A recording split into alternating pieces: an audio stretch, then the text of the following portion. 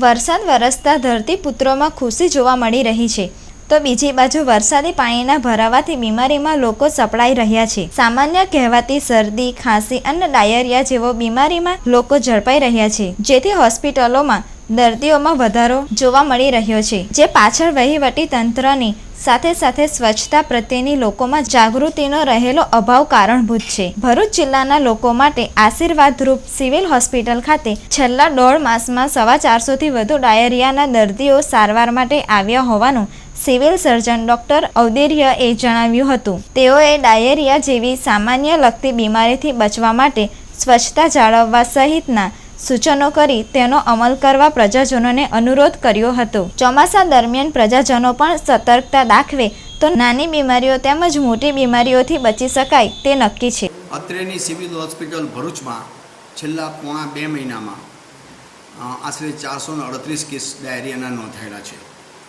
જે સામાન્ય છે. જાહેર જનતાને ખાસ અપીલ કરવાની કે ડાયરિયાથી બચવા માટે ના પગલાં આ પ્રમાણે છે. એક તો ટોયલેટ ગયા પછી સાબુથી બરાબર હાથ સાફ કરવા જોઈએ. હાથના નખ કાપેલા રાખવા જોઈએ.